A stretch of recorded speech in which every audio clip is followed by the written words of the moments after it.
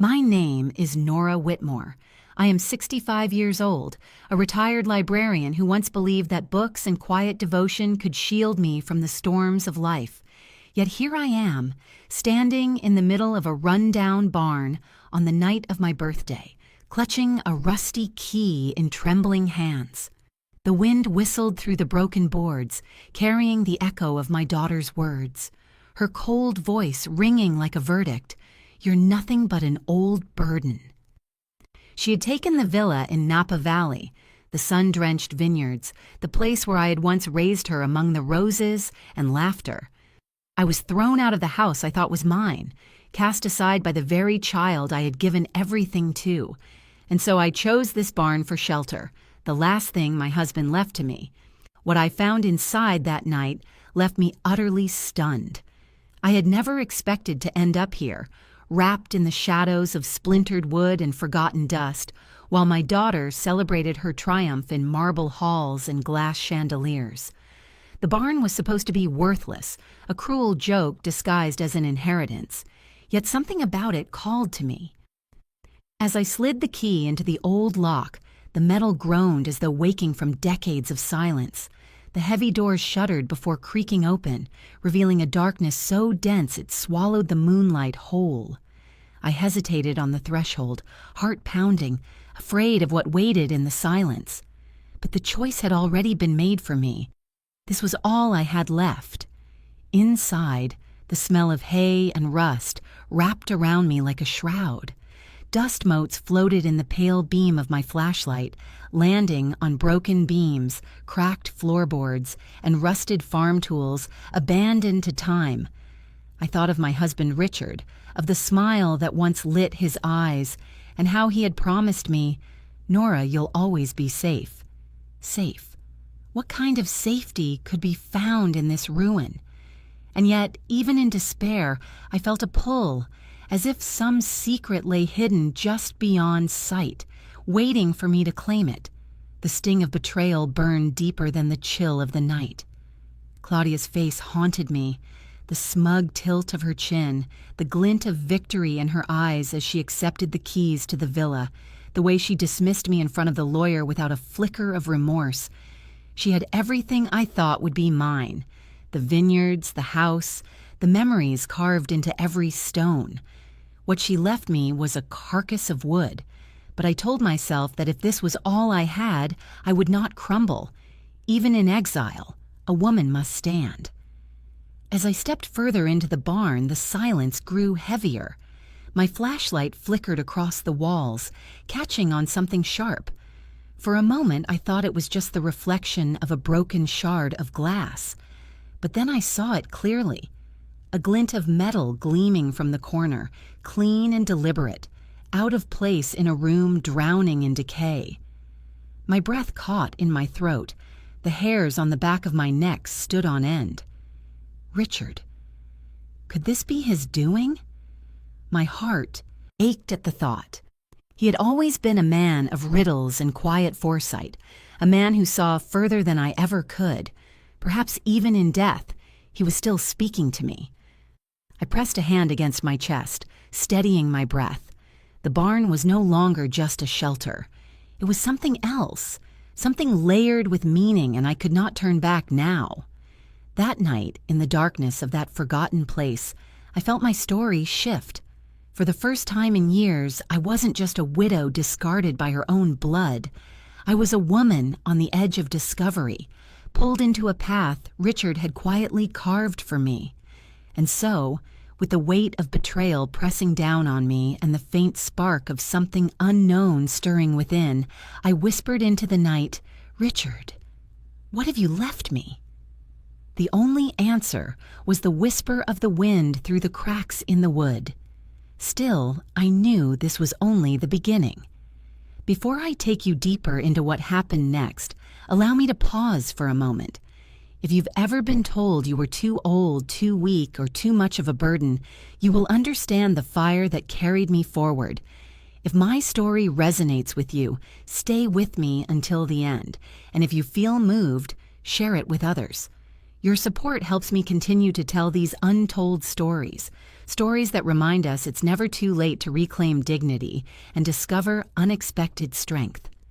That night in the barn, on the very day I turned 65, my life as I had known it ended, and in the shadows of betrayal, something entirely new began. My name is Nora Whitmore, 65 years old, a retired librarian who once believed that my life would settle into quiet evenings of books and tea after my husband passed. Instead, I found myself sitting stiffly in a room that smelled faintly of oak polish and old money, waiting for the reading of his will. My hands clenched the hem of my skirt, as though holding on could anchor me to something solid. The lawyer, Mr. Grant, shuffled through a stack of papers, his glasses catching the light, while my daughter Claudia leaned back in her chair, eyes sharp with anticipation. She looked every inch the victor even before a word was spoken. I had clung to the hope that Richard, in all his wisdom, would leave us both something fair, that he would not divide his legacy in a way that would tear us apart. Yet the truth was sharper than any blade.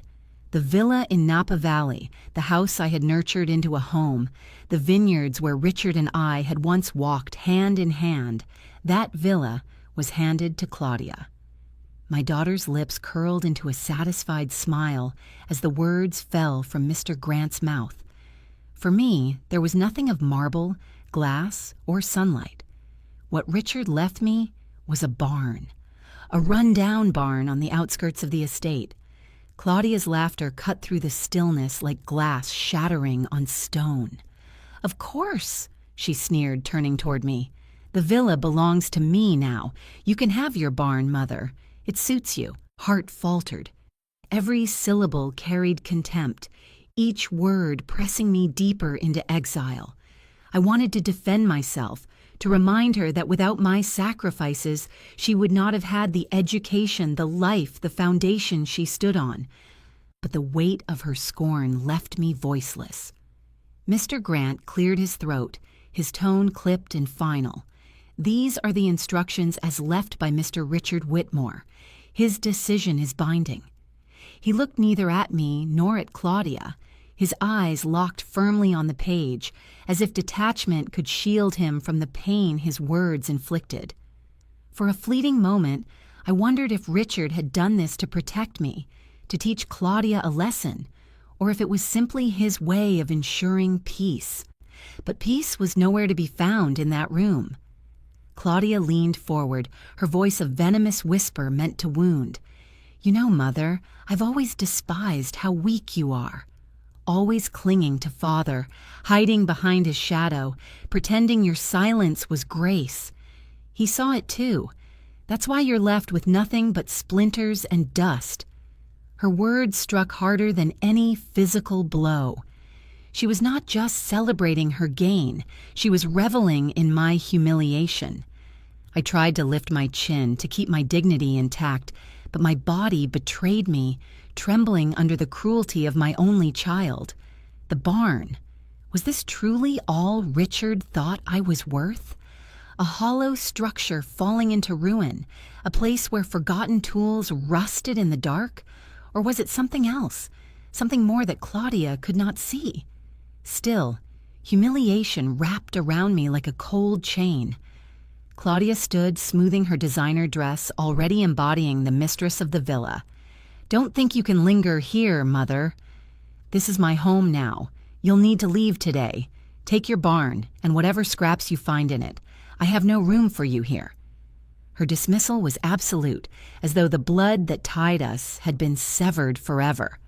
I looked at her, searching for even a flicker of the child I once cradled, the little girl who had clutched my hand on her first day of school, trembling with fear. But all I found was arrogance, hardened by greed. Tears burned the back of my eyes, but I refused to let them fall.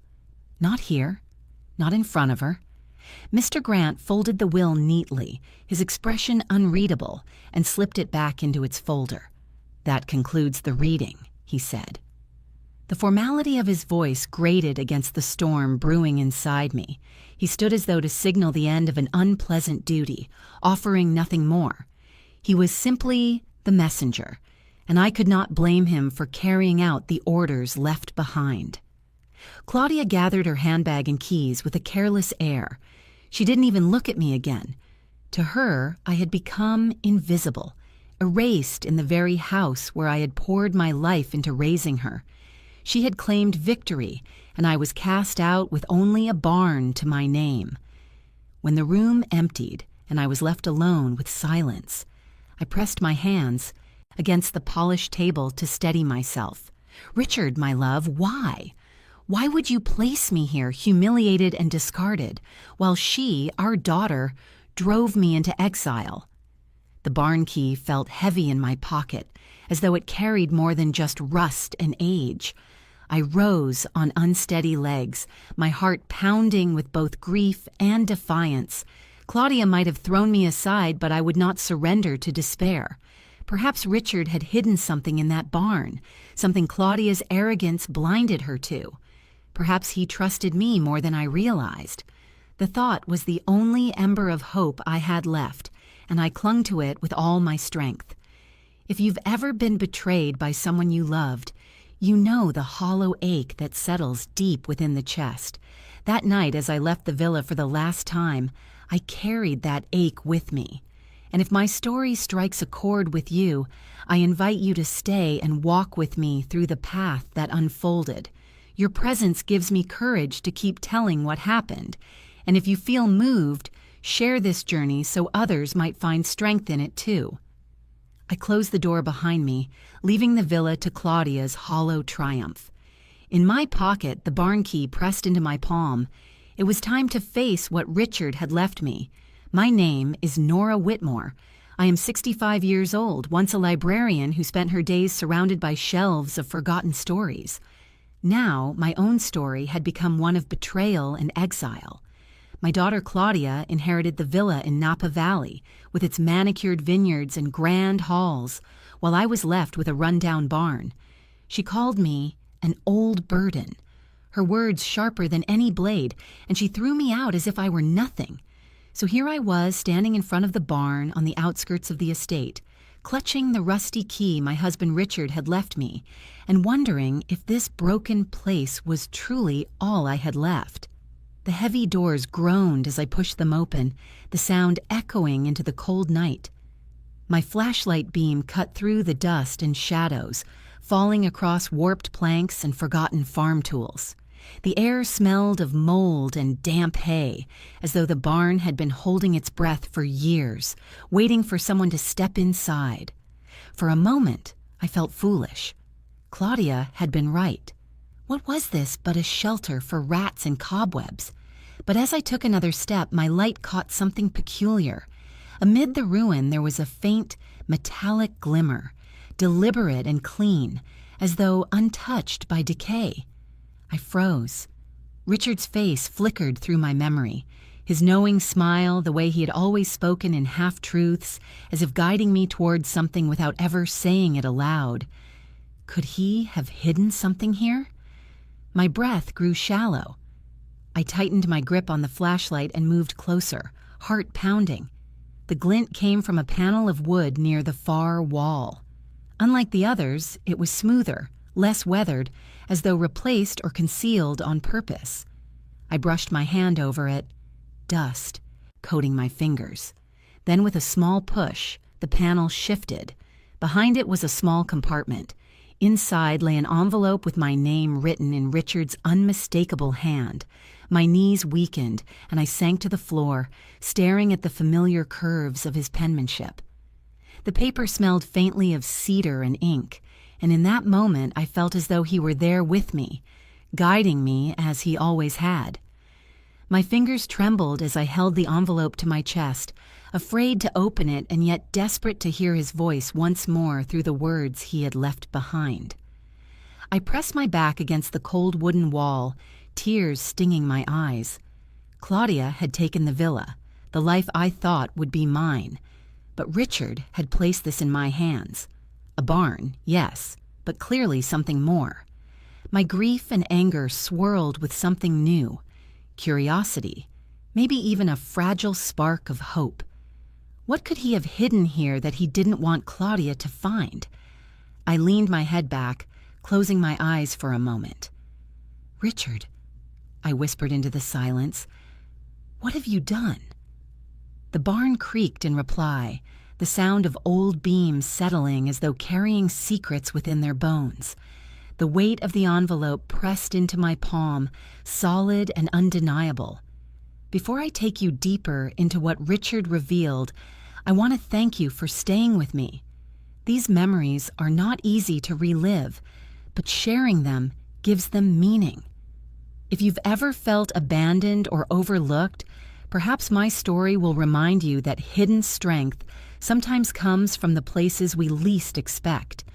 If you feel touched by this journey, stay with me until the end, and if it moves you, share it with others, because none of us should ever face exile alone. I tucked the envelope into my coat, feeling as though it burned with secrets too heavy for the night air. Then, sweeping my flashlight across the barn once more, I noticed something else. At the far end, half hidden beneath straw and rusted tools, was a structure that didn't belong. Metallic lines, faint but deliberate, suggesting more than just storage. My heart quickened. Richard had left me a map not to vineyards or villas, but to something concealed in shadows, something meant only for me. In that instant, the barn no longer felt like ruin. It felt like a doorway. My name is Nora Whitmore. I am 65 years old, once a librarian who thought the rest of her life would be spent quietly among books, gardens, and the comforting weight of memories. Instead, my daughter, Claudia, inherited the villa in Napa Valley, called me an old burden, and cast me out. She took the vineyards, the marble halls, the home I had poured my life into, and left me with nothing but a barn. Yet when I stepped into that barn, I found an envelope with my name written in Richard's hand, my late husband who seemed to reach out to me even from beyond the grave. That night, I sat on the cold floorboards, holding his words close to my chest, knowing my life was about to change. My fingers trembled as I broke the seal. The paper crackled like a living thing, fragile yet full of weight. Richard's handwriting, bold and steady, leapt from the page. "My dearest Nora," it began, and just the sight of those words unraveled me. Tears welled in my eyes, blurring the letters, and I pressed my hand to my lips, holding back a sob. For so long I had carried the silence of widowhood, the emptiness of being left behind. Now here was his voice, steady and warm, as if he were sitting beside me in the shadows of that barn. He wrote of love first. He always did. "I know you doubt yourself," he said, "but you are stronger than anyone sees. Stronger than even Claudia can understand. That is why I could not leave you with the villa. She would have consumed you there, drained you until nothing remained." My breath caught as I read, each sentence slicing through the confusion I had carried since the will was read. Richard had not abandoned me. He had chosen differently. The letter revealed more than I ever expected. He admitted he knew Claudia's heart had hardened over the years. He saw the ambition in her eyes, the disdain she could not hide. "I left her the villa, Nora, because she must be tested. She believes the house is a prize, but it is only a weight. She will either drown in it, or she will learn. As for you, my love, you hold the key to what truly matters." I wiped my tears, staring at the envelope in disbelief. Richard had seen it all coming. He had known Claudia would betray me, push me aside, and yet he had also known that leaving me with the barn would not be a punishment, but a protection. "Inside this place lies what I could not trust to anyone else," he wrote. "It is yours, Nora, and yours alone. You will know what to do when the time comes."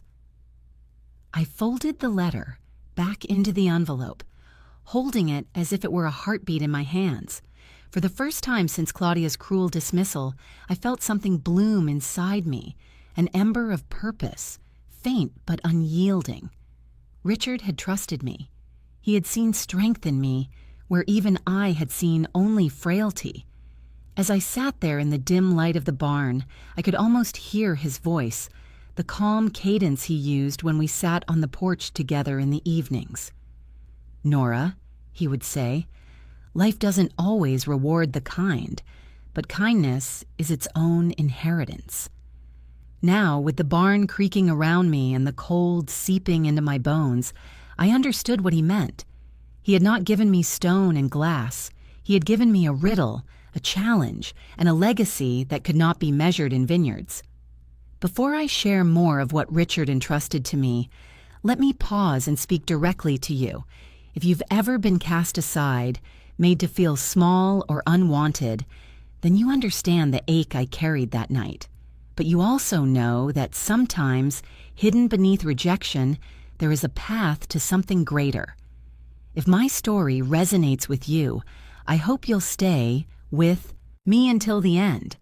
And if you feel moved, share it with others so that no one facing betrayal has to feel completely alone. I tucked the letter back into its envelope and placed it close to my heart. Richard had left me more than words. He had left me courage, a reason to step forward into the unknown. I rose slowly, brushing dust from my skirt, and looked around the barn with new eyes. It was no longer just decay and splinters. It was a place built on secrets, on faith, and on the quiet strength he believed I still carried. In that moment, I knew I could not give up. Claudia might have taken the villa, but Richard had given me something far greater: trust, and the chance to reclaim my life on my own terms. The barn was not an ending. It was a beginning. And so I whispered into the silence, "I will find it, Richard. Whatever it is you left, I will honor it." My name is Nora Whitmore. I am 65 years old, a retired librarian who once believed her life would fade quietly into evenings of tea and solitude. Instead, I was cast out of the villa in Napa Valley by my own daughter, who called me an old burden and left me with nothing but a run-down barn. She took the house with its marble halls and sprawling vineyards, while I held only a rusty key and the sting of her betrayal. Yet inside that barn, I discovered an envelope from my late husband, Richard, telling me there was more to this inheritance than Claudia could ever imagine. That night, I followed his words, and what I found left me breathless. The letter had guided me to search deeper, urging me to trust my instincts. So I did. With my flashlight trembling in my hand, I returned to the corner of the barn where the glint of metal had first caught my eye. Clearing away broken boards and matted hay, I uncovered a small iron handle embedded in the floor. My heart thundered in my chest. This was no ordinary barn. Kneeling down, I pulled with all my strength, and the wooden trapdoor creaked open, releasing a breath of air colder than the night itself. The beam of my flashlight cut into the darkness below, revealing a narrow staircase spiraling into the ground. My palms grew damp, my throat tight, but Richard's words echoed in my mind. "You will know what to do when the time comes." So I placed one foot on the first step, then another, descending slowly, the old wood groaning beneath me. The deeper I went, the thicker the air became, carrying a strange mixture of oil, leather, and faint traces of cedar, the scent Richard had always favored. At the bottom, I stepped into a chamber that took my breath away. It was vast, carved into stone, lit by a row of small bulbs strung neatly along the ceiling. The walls were lined with covered shapes, large and looming, their outlines betraying the truth. I reached out and pulled one of the heavy tarps away, and the dust rose in a golden cloud under the light. There before me stood a gleaming car, its polished chrome untouched by time. My knees buckled. It was one of Richard's prized vintage automobiles, a piece of history worth millions, hidden here where no one but I could find it. I turned slowly, pulling away another tarp, then another. Each revealed another treasure. A collection of vintage cars, immaculate and priceless, each a testament to Richard's secret life of preservation and foresight. My eyes blurred with tears. He had left Claudia the villa, yes, But here he had left me the real legacy, tucked away in silence, safe from greed. In the center of the room stood a steel safe, tall and unyielding. On its surface, taped carefully, was a second envelope with my name. My hands shook as I lifted it. Richard's handwriting greeted me once more. "My love," it read, "if you are here, you have already found what Claudia could not. These cars, these papers, the funds I set aside, they are yours. Use them to live freely and to protect yourself from what may come. Do not let Claudia's hunger consume you. You were always the heart of this family. Now you are its protector." I pressed the letter to my lips, whispering, "Oh, Richard." The years of loneliness seemed to melt away in that single moment, replaced by the warmth of his trust. He had hidden all of this for me, not as wealth to flaunt, but as security, as proof that I was not forgotten, not abandoned. Before I tell you more of what I uncovered, let me pause to thank you for staying with me through this journey. These discoveries were not just about material things. They were about finding strength in places I thought were broken. If you've ever been underestimated or cast aside, I hope my story reminds you to look closer. Sometimes the greatest treasures are hidden where no one else dares to search. Stay with me until the end, and if my story speaks to you, share it, so others might find hope too. I tucked the letter into my coat, then turned back to the safe. My hands brushed the cold metal, feeling the lock beneath my fingertips. Beside it lay a small box with a key inside, as though Richard had anticipated my hesitation. I slid it into the lock, and with a heavy click, the door swung open. Inside were stacks of documents, bank ledgers, investment portfolios, property deeds. My vision blurred as I realized the magnitude. Richard had built an entire fortune beyond the villa, a fortune he had hidden away, waiting for the day I would need it most. I sank into a chair nearby, overwhelmed. The barn that Claudia mocked as worthless was, in truth, a vault of immeasurable value, designed not just to preserve wealth, but to preserve me. And in that underground chamber, surrounded by Richard's careful foresight, I felt a shift. I was no longer the discarded mother, no longer the silent widow. I was a woman entrusted with a legacy greater than I had ever imagined. My name is Nora Whitmore. I am 65 years old, a retired librarian who once believed her days would be filled with books, gardens, and the comfort of family. Instead, my daughter Claudia inherited the villa in Napa Valley and looked me in the eye as she called me an old burden, leaving me only a run-down barn. What she thought was worthless became the place where I found Richard's hidden letter, a secret staircase, and a treasure that proved his love had never abandoned me. But discoveries like these can be heavy to carry alone, and that was when Eleanor Hayes stepped into my life at just the right moment. Eleanor lived a mile down the winding road, a woman a few years older than me with silver hair pulled neatly into a bun and a gaze that carried decades of wisdom. She had been a friend of Richard's long before I ever knew him, a neighbor who seemed to appear at the edges of our lives, steady and reliable.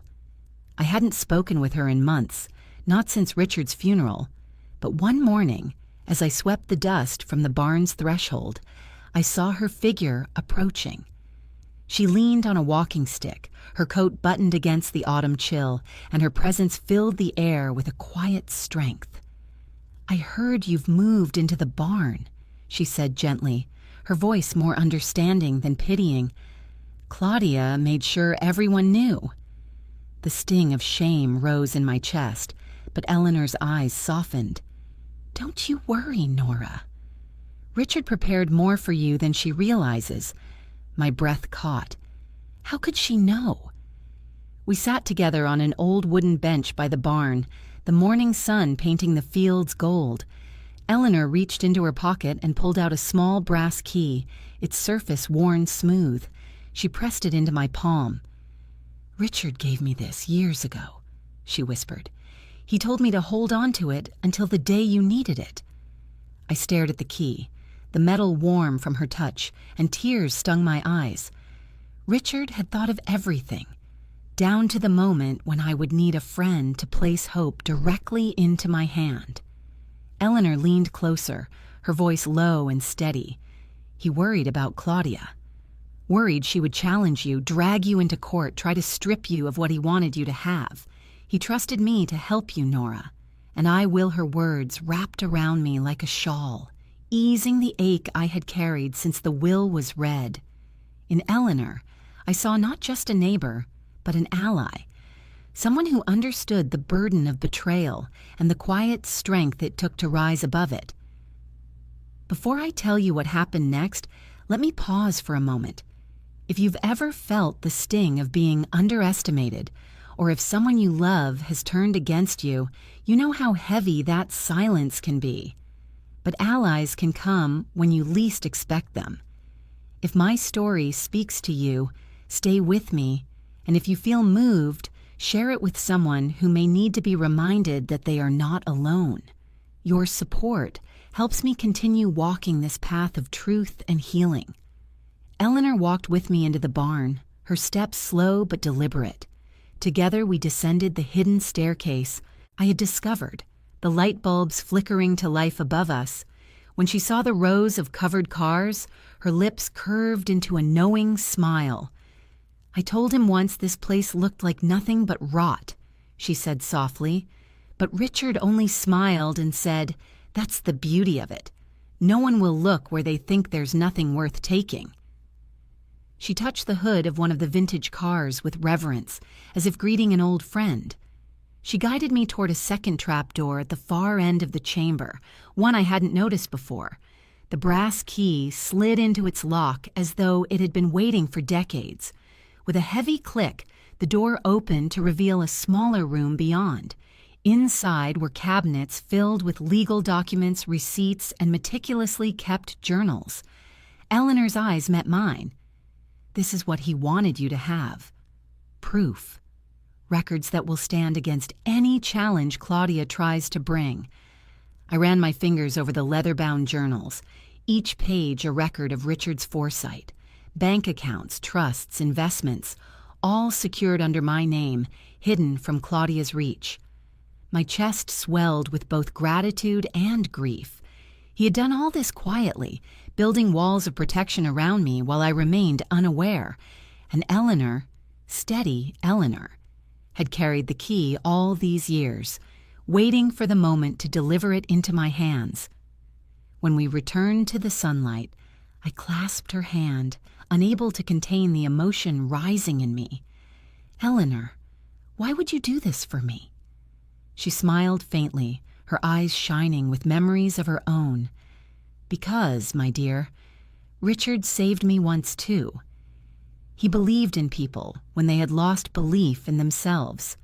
This is my way of passing that gift forward." As she walked back down the lane, her figure small against the wide horizon, I felt lighter than I had in months. For the first time since Claudia had turned her back on me, I no longer felt alone. I had an ally. I had proof. And most of all, I had a purpose that stretched beyond exile. My name is Nora Whitmore. I am 65 years old, a retired librarian whose life took a cruel turn when my daughter Claudia inherited the villa in Napa Valley and left me with nothing but a run-down barn. She called me an old burden, a phrase that cut deeper than any knife, and threw me out of the home where I had raised her.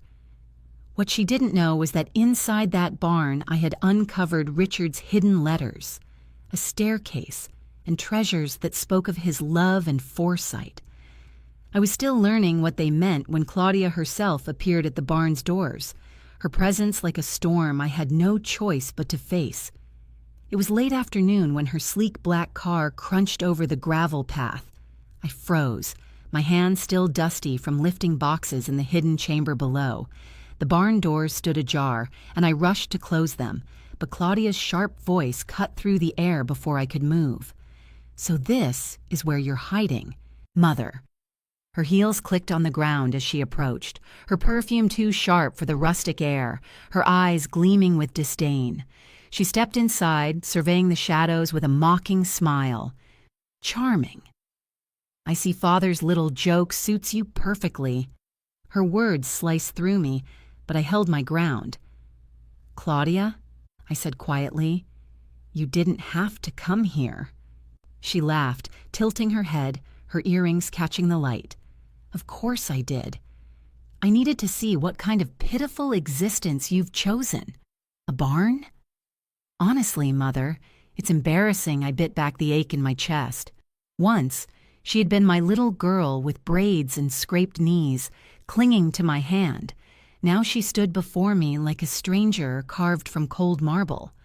This is what your father left me, I replied, my voice steady, and I intend to honor it.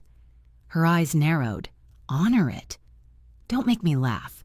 You were always content with scraps, weren't you? Always letting Father make the decisions, always shrinking into the background. And now look at you, living in splinters while I take my rightful place.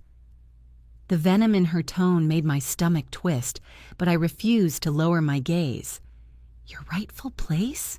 I asked softly. Is that what you call it? Throwing your mother out of her home? Her smile faltered for a moment, but then she straightened, her confidence snapping back like a whip. Don't try to guilt me. You're too weak to hold on to what matters. I deserve the villa. Father knew it, and deep down, so do you. Anger surged in me, hot and sharp. Richard had seen this in her, the hunger, the entitlement, and he had known it would one day consume her. The villa is just walls and land, I told her, but there are things in this world you can't take with greed. My voice wavered but held, each word heavier than the last. She laughed again, though her eyes flickered with something else, suspicion. You almost sound like you know something I don't, she said slowly, her gaze scanning the barn as though its shadows might betray me. My heart thudded. Did she sense what lay beneath her feet? Her eyes narrowed further. Perhaps Father left you more than he let on. I should have this place inspected. Who knows what you might be hiding? I kept my face still, though inside a storm raged. If she looked too closely, if she pushed too hard, the sanctuary Richard had left for me could crumble under her greed. There is nothing here for you, I said firmly. Go back to your villa, Claudia. Leave me to my barn. She smirked, stepping closer until we were only inches apart. Oh, I will. But don't think I won't keep my eye on you. You've never been good at keeping secrets, Mother. Her voice dripped with scorn, yet her eyes burned with curiosity. She turned on her heel, her heels striking the dirt floor with deliberate force. At the threshold, she paused. Enjoy your splinters, she called, over her shoulder. Then she was gone, her car disappearing down the road in a cloud of dust. I stood alone in the silence, my body trembling, the echo of her words pressing into me. She suspected something. She would not let me be. I leaned against the wall of the barn, clutching Richard's letter in my pocket as though it could shield me. Claudia's greed was more dangerous than I had realized, and now I knew she would not rest until she uncovered whatever she thought I was hiding. Before I tell you what came next, let me pause here. If you've ever faced someone who doubted your strength, someone who tried to strip you of dignity, you'll understand the fire that carried me through that encounter. If my story resonates with you, stay with me until the end, and if you feel moved, share it with others. Because stories like mine aren't just about betrayal, they're about finding the strength to stand tall when no one expects you to. As the last light of day slipped through the cracks in the barn, I whispered to myself, Richard, I will protect this. I will protect what you left me. And in that vow, I felt my spine straighten, my resolve harden. Claudia might have left with suspicion in her eyes, but I remained, ready to face whatever storm she planned to bring. My name is Nora Whitmore. I am 65 years old, a retired librarian who once believed her life would drift into quietness among shelves of stories. Instead, I was betrayed by my own daughter, Claudia, who inherited the villa in Napa Valley, called me an old burden, and threw me out. All I had left was the rundown barn that Richard, my late husband, left in his will. What she didn't know was that the barn held secrets, letters, a hidden chamber, and treasures carefully prepared for me, and it was one of Richard's letters that guided me away from the valley, along a winding road that led to a small cottage by the sea.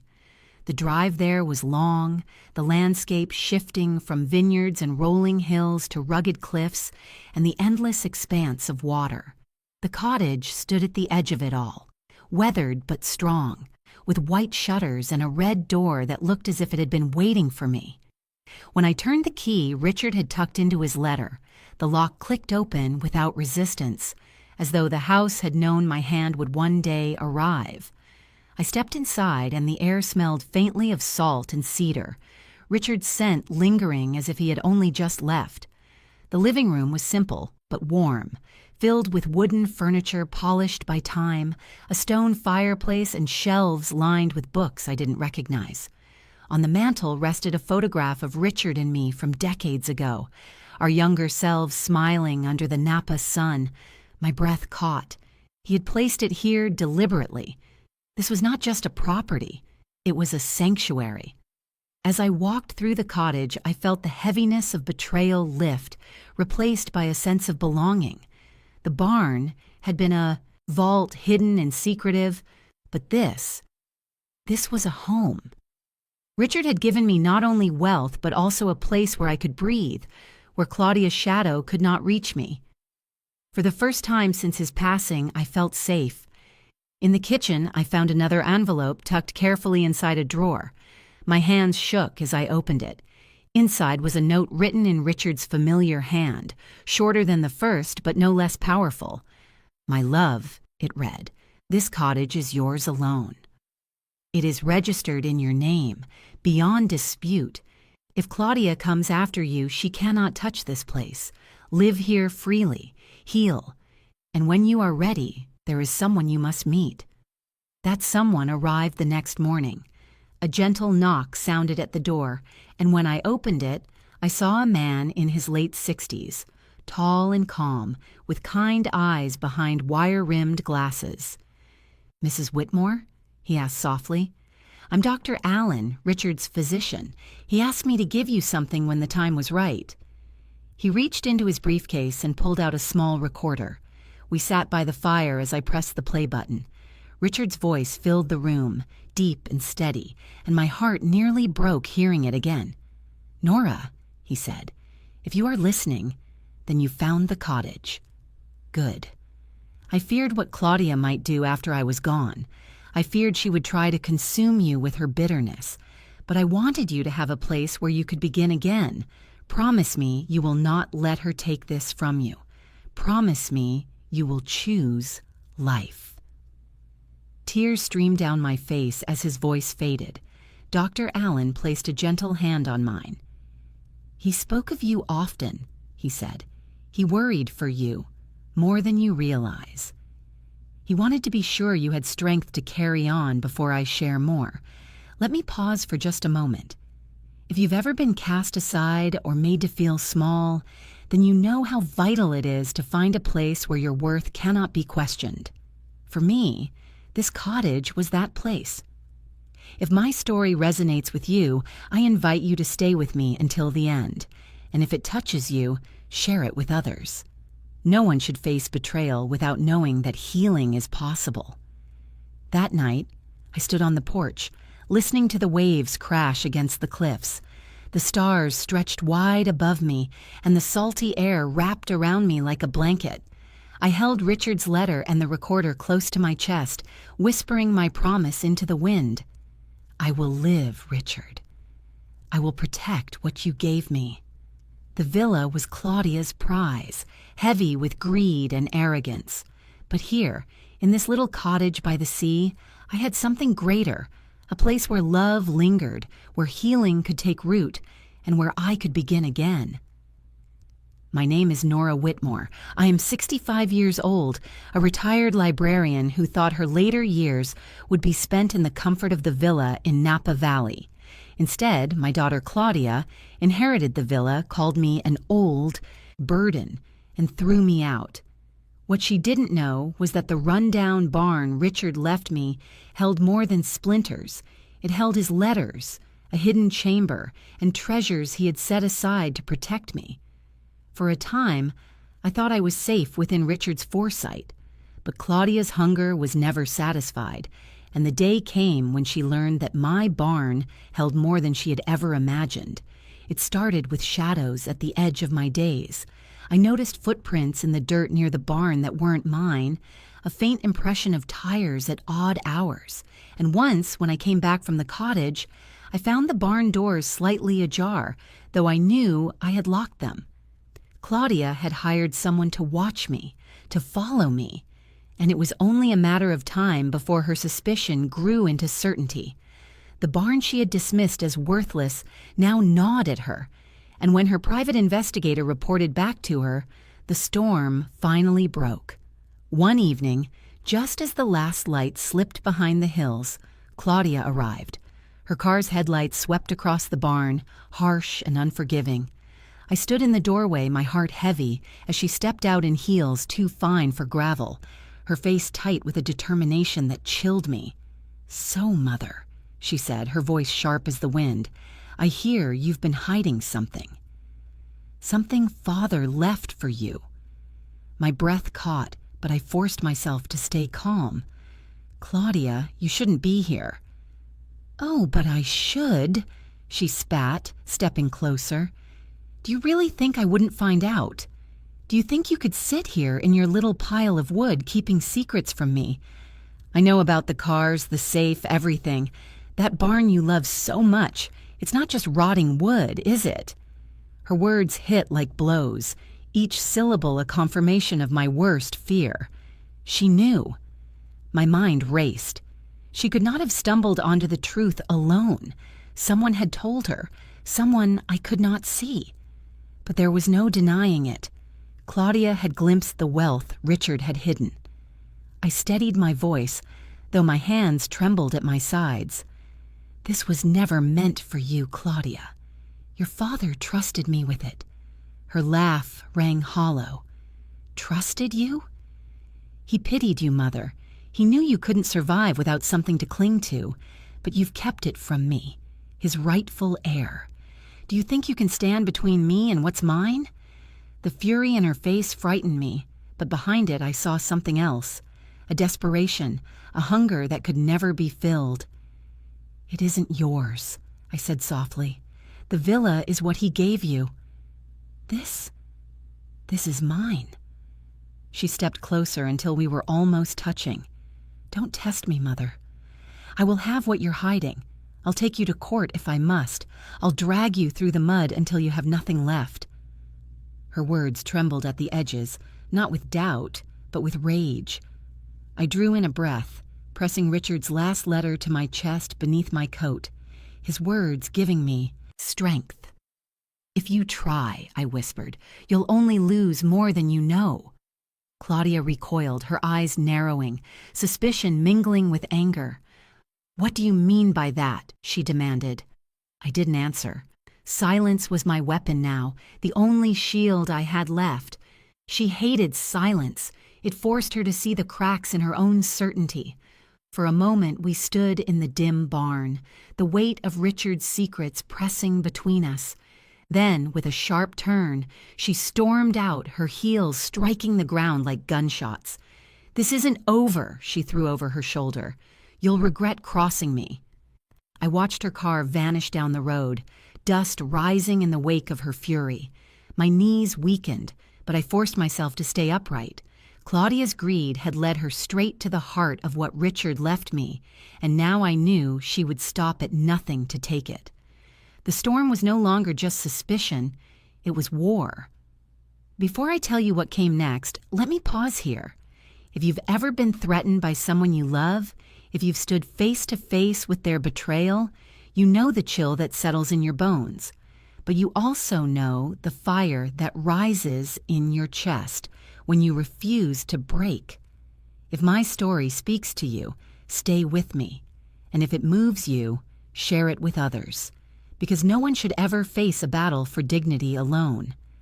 That night, I sat in the barn long after Claudia had gone, my hands resting on Richard's journals, my heart heavy with the knowledge of what lay ahead. Claudia would take me to court. She would try to strip me of everything, but I would not yield. Richard had trusted me, and I would honor that trust, no matter how fierce the storm became. My name is Nora Whitmore. I am 65 years old, a retired librarian who once thought my later years would be defined by the warmth of family. Instead, my daughter Claudia inherited the villa in Napa Valley, called me an old burden, and forced me into exile with nothing but a run-down barn. She laughed at my disgrace, unaware that inside that barn, Richard had hidden his greatest secrets, letters, treasures, and proof of his love. When she finally discovered there was more to my inheritance than she imagined, she came after me with everything she had. And so we met, not in the quiet of the barn or the halls of the villa, but in the solemn weight of a courtroom. The morning of the hearing, I stood outside the courthouse, clutching the sleeve of my coat as the wind cut across the stone steps. Claudia emerged from a sleek black car, dressed in designer gray, her expression sculpted into confidence. She didn't look at me as she passed, her heels striking the pavement like a declaration. Her lawyer trailed behind her, carrying files as if they were weapons. For a moment I felt small, but then I remembered Richard's letters, his voice recorded in the device Dr. Allen had given me, and Patricia Doyle at my side, the attorney Richard had quietly arranged for me. Patricia was sharp-eyed and steady, her presence anchoring me as we walked inside. The courtroom smelled of polished wood and faint paper dust. The judge, a stern man with silver hair, presided from his bench. I took my seat, my hands folded in my lap, while Claudia sat opposite me, her smile thin and triumphant. She glanced at me once, and in her eyes I saw not just arrogance, but hunger. The same hunger that had driven her to cast me aside. Her attorney spoke first, his voice smooth, his words like carefully sharpened blades. He painted a picture of Claudia as the rightful heir, claiming I had hidden assets meant for the family estate. The barn, he argued, was a decoy. Mrs. Whitmore has concealed vehicles, investments, and accounts that should be returned to my client. Claudia nodded along, her chin high, her gaze locked on the judge as though daring him to disagree. Patricia rose with quiet dignity. She adjusted her glasses, her voice calm but edged with steel. "Your Honor," she began, "the barn was not a decoy.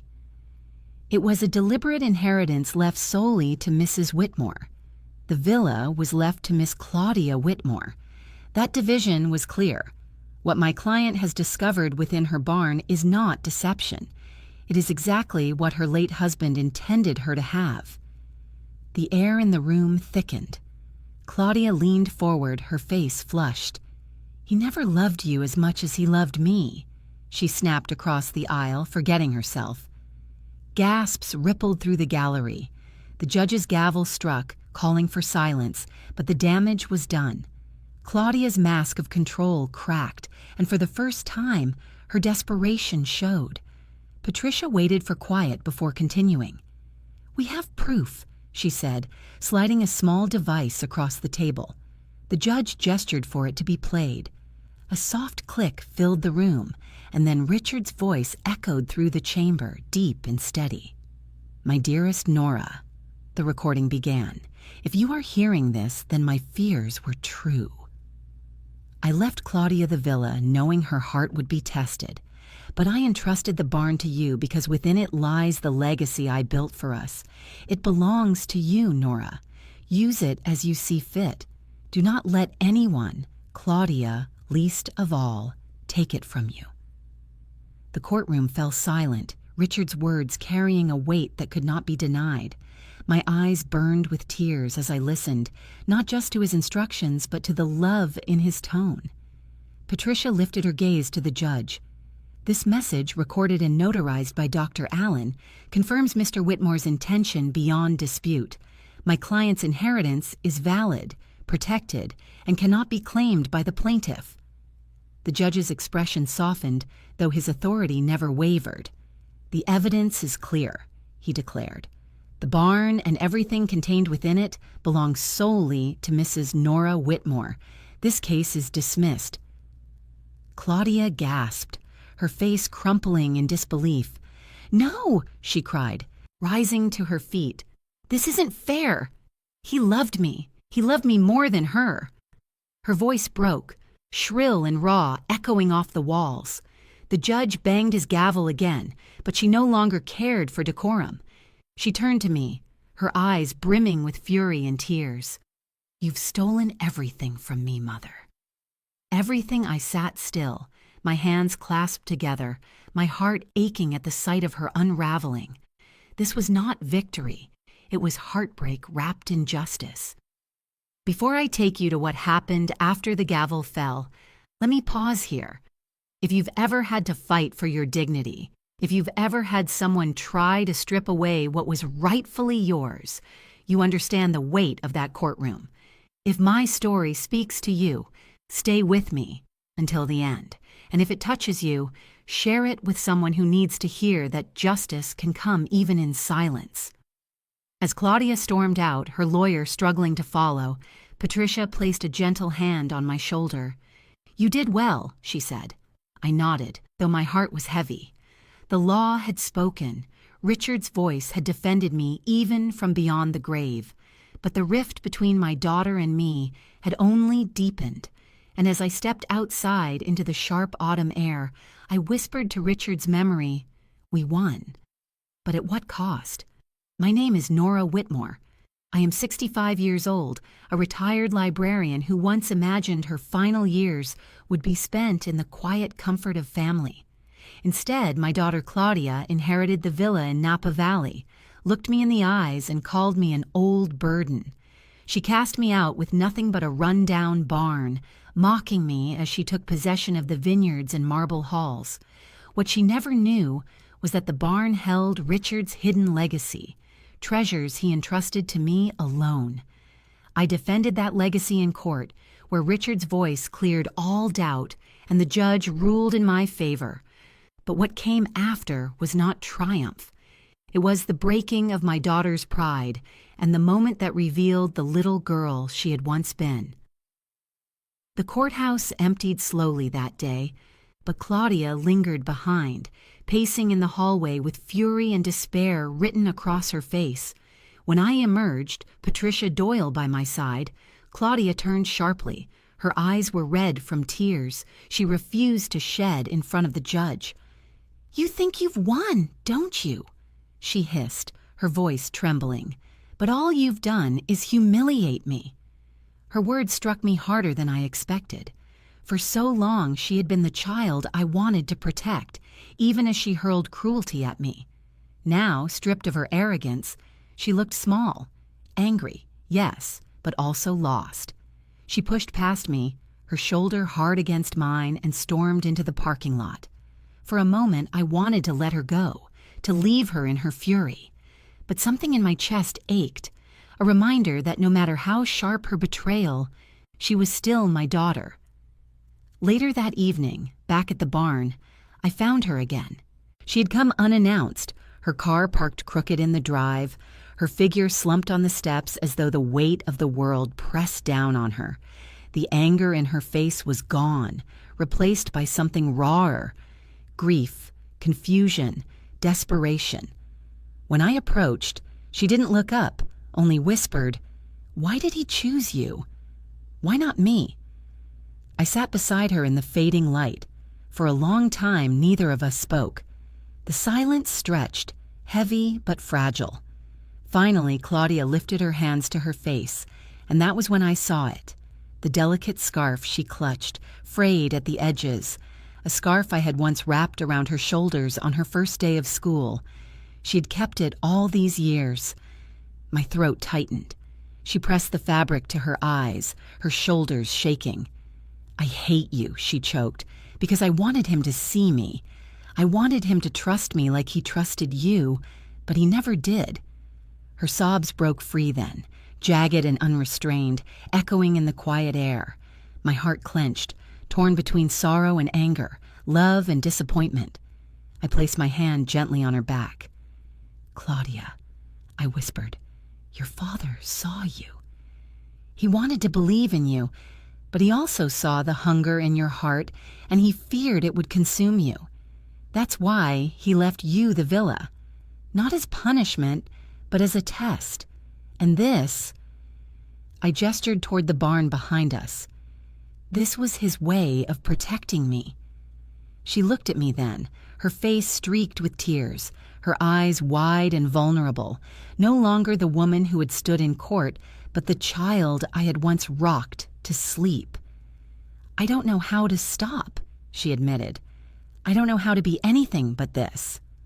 Her words broke me more than her cruelty ever had. I pulled her into my arms, and though she resisted at first, eventually she collapsed against me, trembling like the little girl who used to cry when storms shook the windows. I held her close, pressing my cheek to her hair. "Then start here," I murmured. "Start with honesty. Start with admitting what you've lost and what you still have. Before I tell you how that night ended, let me pause. If you've ever loved someone who hurt you, if you've ever carried both rage and tenderness in the same heart, then you know how heavy that moment was. Betrayal doesn't erase love, and love doesn't erase pain. If my story resonates with you, I invite you to stay with me until the end, and if it touches you, share it, so others who carry the weight of fractured families might know they are not alone." Claudia wept until her sobs quieted into silence. When she finally pulled back, her eyes were swollen, her voice small. Do you forgive me?" she asked. I looked at her, and the truth pressed hard against my lips. "I forgive you for being human," I said softly, "but forgiveness is not the same as forgetting. If you want my help, if you want to heal, you must change. You must learn to carry love instead of hunger." Lowered her gaze, clutching the old scarf as though it were the last tether to something pure. For the first time, I saw not the woman who had mocked me, but the daughter who might still find redemption. That night, beneath the fading sky, mother and daughter sat side by side on the steps of the barn, wrapped in the fragile thread of possibility. It was not peace, not yet, but it was a beginning. My name is Nora Whitmore. I am 65 years old, a retired librarian who was once thrown out of the villa in Napa Valley by my own daughter, Claudia. She called me an old burden, claimed the marble halls and vineyards for herself, and left me with nothing but a run-down barn. What she didn't know was that the barn was never empty. It held Richard's letters, his hidden treasures, and the proof of his love. It became the place where I was broken and remade. And as I sit here now, driving along the coast in one of Richard's vintage cars, I know my story no longer belongs to exile. It belongs to rebirth. The sun dipped low across the ocean, casting ribbons of gold across the water. The engine purred beneath my hands as the wind tangled my silver hair. In the passenger seat beside me, folded carefully, was Richard's last letter, the one he left to remind me that I was never forgotten, never weak, never alone. I touched the envelope gently, feeling its weight not as paper, but as a promise. Life had shifted in ways I never could have imagined. The barn was no longer just a place of shame. It had become a vault of strength. The cottage by the sea had become my refuge, a place where I could breathe freely, safe from Claudia's hunger. And now, with Richard's foresight and Patricia's guidance, I had begun something new, a foundation for women like me, women cast aside in silence, women told they were too old or too weak to start again. I called it the Whitmore Trust, not as a monument to Richard or even to myself, but as a beacon for those who needed to remember that beginnings can come even at the edge of loss. Still, the ache of Claudia lingered. I thought of her often, of the night she wept with my scarf clutched in her hands, the little girl buried inside her grief. I did not know if she would ever change, if she would ever find the courage to lay down her pride. But I had made peace with the truth. Her journey was hers, and mine was mine. Love did not mean surrender. Forgiveness did not mean forgetting. And sometimes, the strongest act of love is drawing a line and choosing to live anyway. Before I share my last thoughts, let me pause here. If you have ever been betrayed, if you've ever been pushed out of the very home you built with your hands and heart, you know the hollow pain that settles in your bones. But you also know this: we are never too old to begin again. If my story stirs something inside you, I hope you'll stay with me to the end. And if it speaks to you, share it, because someone out there needs to hear that. Their life is not over, no matter what has been taken from them. The road curved along the cliffs, the sea crashing below. I pressed the accelerator gently, the car gliding forward with a freedom I hadn't felt in years. The horizon stretched wide, open, waiting. I thought of Richard, of his careful plans, his quiet love hidden in dusty barns and seaside cottages. He had not only left me wealth, he had left me faith in myself. His final gift was not money or property, but the strength to rise when I had been cast down. When I reached the cottage, the night sky had bloomed with stars. I parked the car, stepped out, and stood on the porch, the sea air filling my lungs. Inside, the fireplace glowed, casting warmth across the wooden floors. I laid Richard's letter on the mantel, beside the photograph of us from years ago. For a long moment, I simply stood there, the silence wrapping around me, steady and unbroken. I whispered into the stillness, "Richard, I kept my promise. I chose life, and I will keep choosing it every day." The barn key hung now from a chain around my neck, no longer a symbol of exile, but of strength. To others, it might look like nothing more than rusted metal. To me, it was the door to everything I had found, everything I had become. It was the reminder that even when I was cast out, I was never truly empty-handed. And so I closed my eyes, breathed deeply, and let the waves carry my vow into the night. I was Nora Whitmore, 65 years old, once betrayed, now reborn. My story was no longer one of loss. It was a testament that even in the quietest corners of ruin, life can begin again,